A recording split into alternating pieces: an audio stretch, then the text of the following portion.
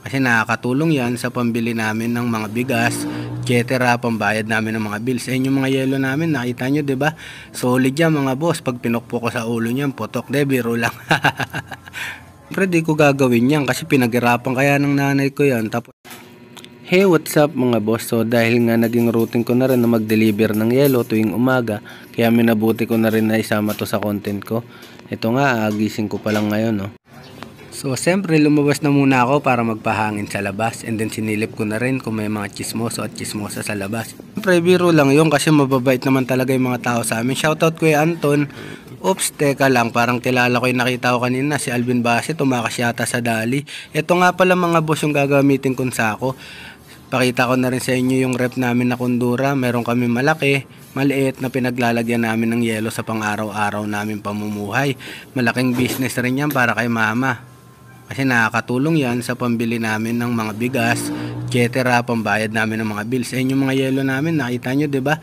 Solid yan mga boss. Pag pinukpo ko sa ulo niyan, putok, de, biro lang. Siyempre di ko gagawin yan kasi pinaghirapan kaya ng nanay ko yan. Tapos ipupukpo ko lang sa ulo nyo. Teka na nga, maglagay na nga ako sa sako ng pandeliver ko ng yelo. Ayun, ang order kasi sa akin 40 pieces eh. So magdadalawang sako ako ng lagayan.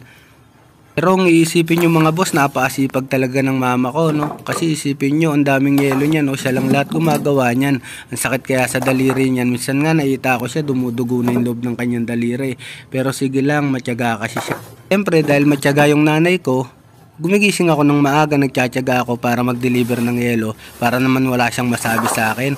So ayan na nga, nailagay ko na nga sa isang sako yung 20 pieces, and then kukuha ulit ako ng panibagong sako para sa another 20 pieces. So mga boss, kaya kayo pagka buhay pa yung nanay nyo, pahalagaan nyo, tulungan nyo, para hanggat maaga pa maramdaman nila kung gaano nyo sila kamahal, para wala tayong pagsisisihan sa buhay. Ito nga pala yung yelo namin mga boss, di ba, malaki.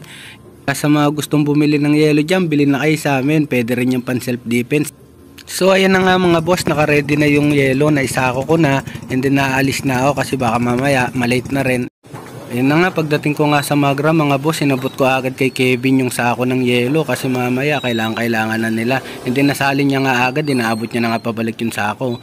Grabe, ang daming mga nakaparing dito sa taas mga boss, no? Kasi doon sa may parking lot, may bayad rin kasi ang parking doon. Sayang rin naman yung 5 piso mo. Teka lang, balikan ko nga muna si Kenneth. Yung isang bukuan mga boss, sa amin rin yung kumukuha ng yelo.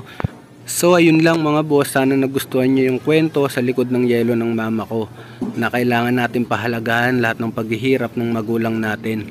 Samahan nyo ulit ako mga boss sa susunod na vlog ko. Palagi tayong mag-iingat. Yun lang, paalam, peace.